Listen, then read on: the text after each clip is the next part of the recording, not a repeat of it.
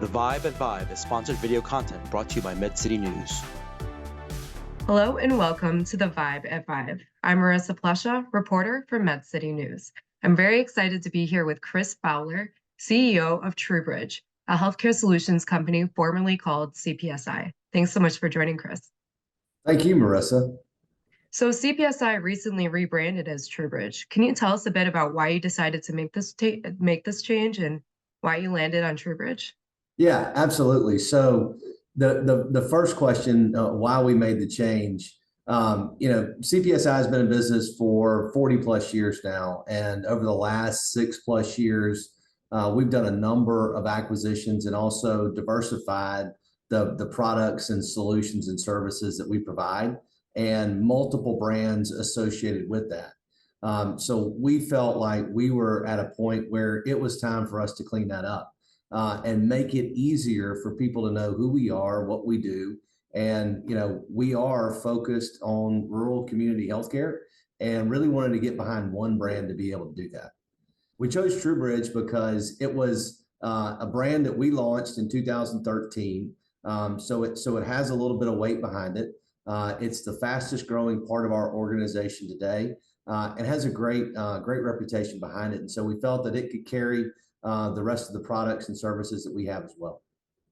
Yeah, thank you so much for sharing that. And you mentioned that you work with a lot of community hospitals. What kind of support are they really searching for, and how are you offering this support? Yeah, they're looking for a little bit of everything. And, for us, I think when we think about what we do as a company and how we differentiate, I think it is our laser focus on that rural and community healthcare.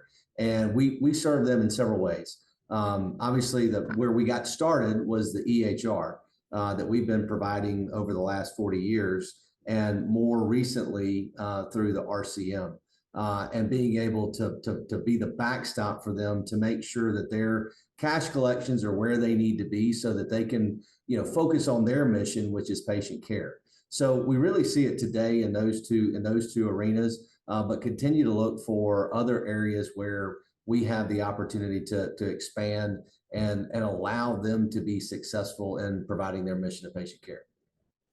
Yeah, absolutely. And revenue cycle is a top focus area for many health systems in 2024. Can you tell us a bit more about what TruBridge does in revenue cycle? Yeah, absolutely. So we provide what we think is a very comprehensive offering of both services and technology. And while it can be, purchased and installed piecemeal, our best practice is that it's taken as a tech-enabled service where we take over the operations for the hospital. And what that means is that once the patient has left the hospital, TruBridge really steps in. And so the coding, the medical coding of the account, the initial billing, the follow-up, the cash posting, and the patient collections is really what we do for the hospital. So being able to take that work and I'm stuck on the word distraction. I know that's not the right word, but take that stress away from them again, so that they know that their cash flow is stable, and that they're in a position to really be able to invest back in the healthcare of the community. Yeah, that's great. And, so many rural hospitals are really struggling right now, but what are some things in rural healthcare that are really giving you hope?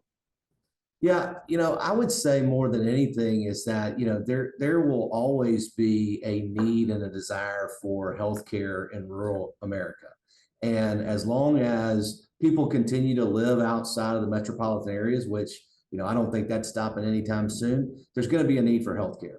And so, because of that, you'll always see the political support that's needed to be able to help these facilities. But there's also, technology is coming in to be able to allow services to come into the more remote areas, so that the care stays in the area. Yeah, probably the biggest disconnect, or the biggest challenge for rural healthcare, is the access to the services that they need available. And so technology really kind of plays a big role in that, potentially, as the thing that we can't make more of is doctors. And so being able to have access to physicians, whether that's through telemedicine or other technology, to be able to bring them to bear in the rural setting, is what allows that healthcare to stay local.